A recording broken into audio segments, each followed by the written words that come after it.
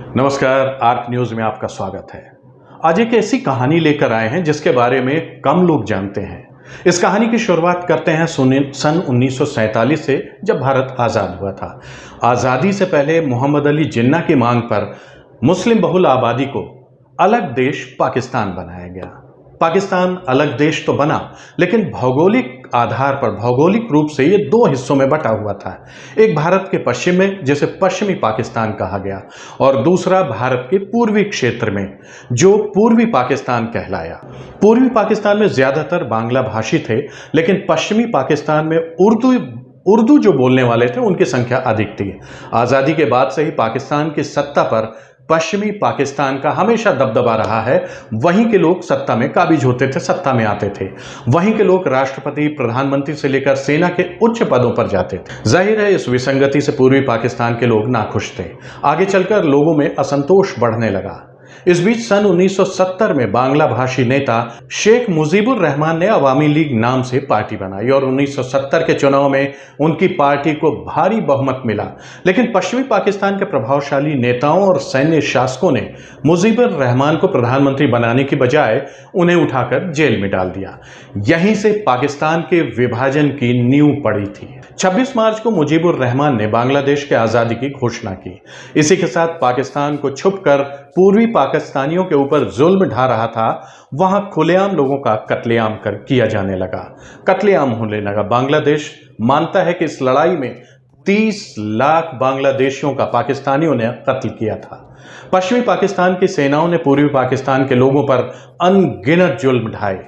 सेना की बर्बरता से तंग आकर लाखों बांग्लादेशियों ने जान बचाकर भारत में शरण ली। बांग्लादेश को आजाद कराने के लिए मुक्ति वाहिनी सेना का गठन किया गया, जिसे भारत ने सैनिक सहयोग दिया, जिससे खफा होकर अमेरिका ने पाकिस्तान की मदद और भारत को सबक सिखाने के लिए नौसेना का 7वां बेड़े के रवाना कर दिया भारत को सबक सिखाने के लिए। दरअसल ये बात है सन 1971 की, जब भारतीय रणबांकुरे पाकिस्तान को सबक सिखाने में लगे थे। तभी अमेरिका ने भारत को युद्ध रोकने की धमकी दी। अमेरिका, जो दुनिया का सबसे ताकतवर देश, उसकी धमकी से भारत को चिंता सताने लगी। उधर किसिंजर और निक्सन को बंगाल की खाड़ी में परमाणु संचालित पनडुब्बी भेजने की बात हुई, जो विमान वाहक पोत यूएसएस इंटरप्राइज के नेतृत्व में अमेरिका का 7वां बेड़ा भारत के लिए रवाना हुआ। यूएसएस इंटरप्राइज के बारे में आपको बता दें, यह जहाज 75,000 टन वजनी था, जो उस समय का 70 से अधिक लड़ाकू विमानों को साथ लेकर चलने वाला दुनिया का सबसे बड़ा परमाणु संचालित विमान वाहक पोत था। दूसरी ओर भारतीय नौसेना का नेतृत्व 20,000 टन का विमान वाहक पोत विक्रांत कर रहा था, जिसमें कुल 20 हल्के लड़ाकू विमान थे। जाहिर है, इतना बड़ा डिफरेंस था, भारत के लिए चिंता तो बढ़ना ही था।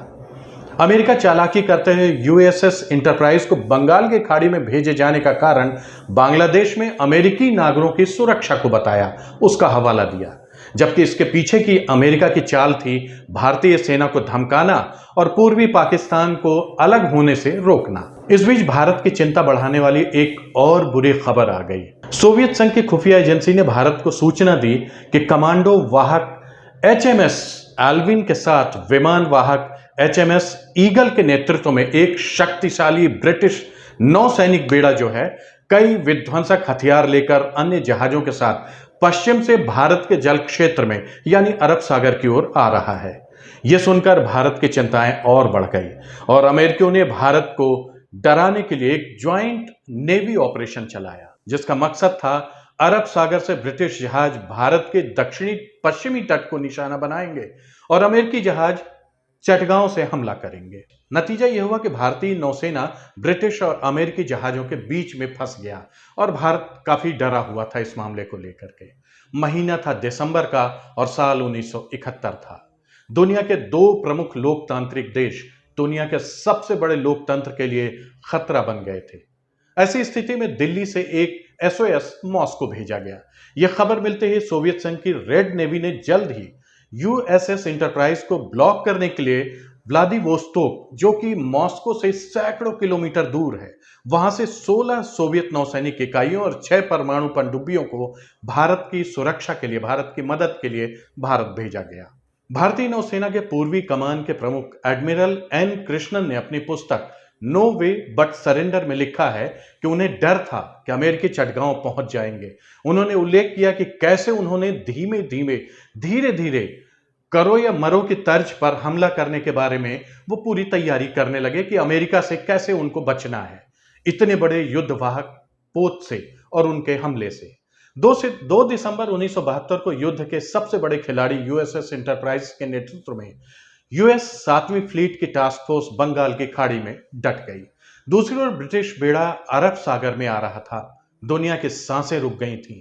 अमेरिकियों को बिना भनक लगे गहरे समुद्र में गोता लगाते हुए सोवियत पनडुब्बियों ने अमेरिकी बेड़े को पीछे छोड़ दिया और वो उससे आगे आ गए।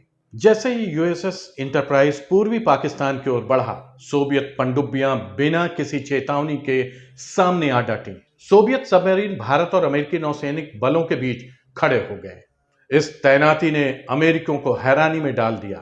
अमेरिका के 7वें बेड़े के फ्लीट कमांडर ने एडमिरल गार्डन से कहा, सर हमें बहुत देर हो चुकी है, सोवियत यहां पहुंच गया है, हमारे पास पीछे हटने के अलावा अब कोई रास्ता नहीं बचा है।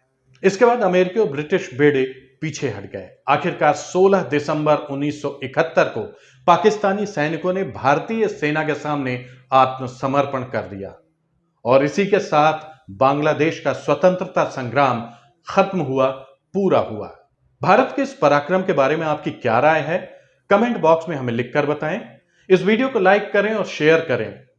हमारे चैनल को सब्सक्राइब करें, बेल आइकन को अवश्य दबाएं। नमस्कार।